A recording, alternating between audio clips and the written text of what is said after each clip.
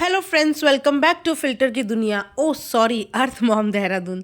कैसे हैं आप सब लोग? आई होप कि आप सब लोग ठीक होंगे। तो दोस्तों, आज का रिएक्शन वीडियो शुरू करने वाले हैं, तो इसीलिए विदाउट फर्दर डिले आइए शुरू करते हैं। बट आगे बढ़ने से पहले प्लीज़ वीडियो को एंड तक ज़रूर देखना और लाइक ज़रूर करना। तो दोस्तों, जैसा कि आपने देखा क्या, कल तो दो दो व्लॉग आए और अक्सर ये व्लॉग हमें सैटरडे को झेलने ही पड़ेंगे। क्या करें, जनाब जब तक शो का हिस्सा है तब तक सैटरडे को तो जनाब के व्लॉग आएंगे ही आएंगे, और जिस दिन जनाब का व्लॉग आएगा उस दिन मैडम का बिल्कुल भी नहीं आएगा। बिकॉज फ्रेंड्स, व्यूज़ जो डिवाइड हो जाते हैं, एक ही दिन में अगर दो व्लॉग आ गए तो ऐसा हो सकता है कि मैडम को व्यूज़ ज़्यादा मिल जाएं और जनाब को कम मिल जाएं। तो जनाब इस मामले में है बहुत ही ज़्यादा शातिर। सो चलिए, इसके अलावा जो मेन मुद्दे पे बात करने वाले हैं वो हम करने वाले हैं आज फिल्टर की दुनिया में। नहीं, मैं इनके वो वाले फिल्टर की बात नहीं कर रही हूँ। वो फिल्टर्स तो काफ़ी समय पहले ही अनकवर्ड हो चुके हैं, बट स्टिल कुछ फिल्टर्स अभी भी यूज़ हो रहे हैं, और वो फिल्टर्स एक नहीं दो नहीं, परिवार के अधिकतर सदस्य यूज़ कर रहे हैं। तो फिल्टर नंबर 1, हम सब ने अभी थोड़े दिन पहले चालू आपी का एक इंस्टाग्राम पे एक स्टोरी पोस्ट देखा था, जिसमें चालू आपी ये कहती हुई नज़र आ रही थी व्लॉग में कि मेरी तो मुहान के साथ एक भी पिक्चर नहीं है, एक भी फ़ोटो नहीं है। वाओ, आपकी फ़ोटो नहीं है जबकि आपका मैक्सिमम टाइम मुंबई में बीतता है, उसके बावजूद आपके पास अपने भतीजे के साथ एक भी फ़ोटो नहीं है।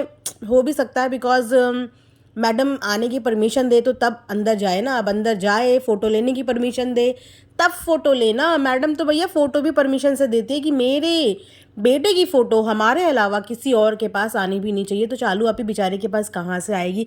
लगता है बड़ी मुश्किल से चालू आपी को फाइनली परमिशन मिल गई फ़ोटो खींचने की, और चालू आपी ने अपनी स्टोरी पे वो फ़ोटो पोस्ट भी की, जिसमें मुहान बेबी बहुत ही प्यारे लग रहे थे। बच्चे हमेशा से प्यारे ही लगते हैं। हाँ, स्टार्टिंग के टाइम पे थोड़ा सा था उनका फेस वगैरह अजीब सा, लेकिन जैसे जैसे टाइम बीत रहा है उनके फीचर्स पहले से काफ़ी ज़्यादा इम्प्रूवमेंट होते हैं, और ये हर बच्चे के साथ होता है। न्यू बॉर्न बेबी के फीचर्स अगले 6 महीने 9 महीने साल भर तक चेंज होते रहते हैं। तो उसके बाद चालू आपी की जो पिक्चर थी उस पर बहुत लोगों ने बहुत ज़्यादा प्यार दिया, बहुत लोगों ने फिर से नेगेटिविटी फैलाई। बिकॉज लोगों को कोई शौक नहीं है इनके लिए कुछ भी नेगेटिव बोलने का, बट ये लोग हरकतें ही ऐसे करते हैं कि इन्होंने अपनी पिक्चर में इतने तगड़े फ़िल्टर यूज़ किए हुए थे।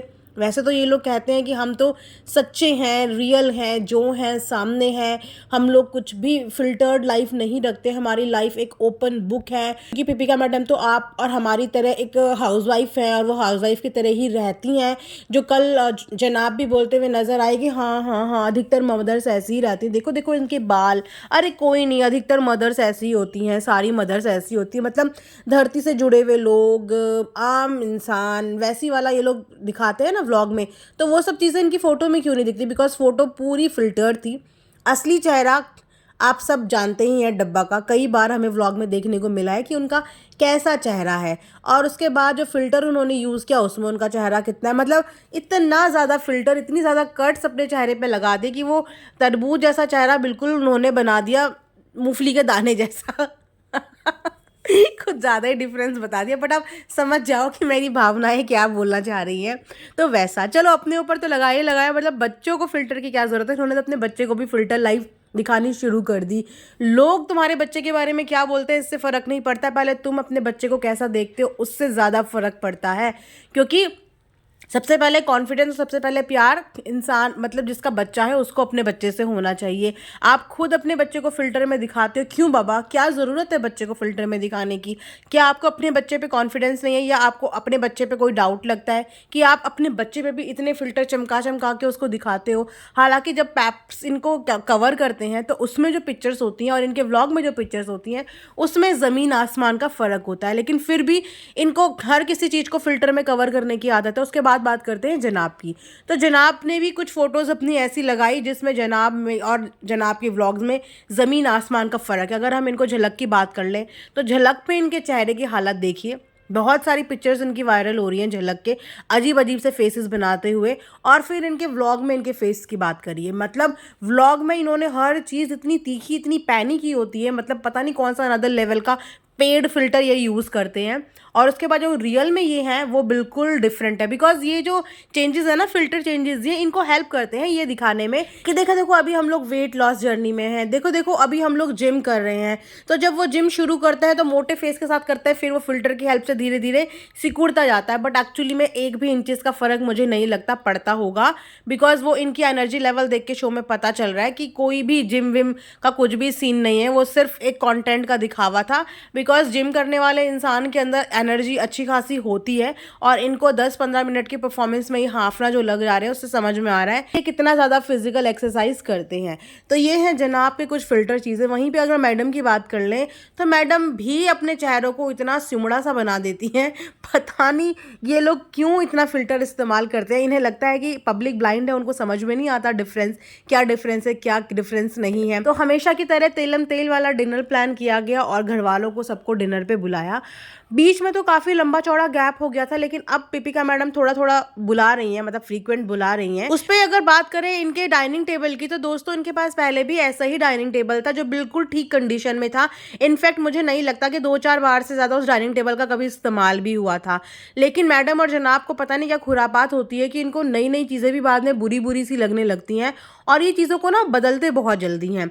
जिस तरीके से अपना नेचर बदलते हैं ना, उसी तरीके से ये लोग घर की चीज़ों को भी बहुत जल्दी बदलते हैं। बिल्कुल अच्छी खासी कंडीशन में वो डाइनिंग टेबल था। चलो अगर तुमने अपग्रेड भी किया था तो मुझे लगा कि चलो अभी इनके पास 6 सीटर है तो हो सकता है ये 8 सीटर ले लें, बिकॉज इनकी फैमिली इतनी बड़ी है, ये लोग इतना ज़्यादा खाना वाना प्लान करते हैं, बुलाते हैं दस्तरखान में, नीचे तो बैठते नहीं है। आजकल तो डाइनिंग टेबल का इस्तेमाल हो रहा है, तो कम से कम इतना सीटर तो लेते कि आपकी पूरी फैमिली वहाँ पे बैठ जाती।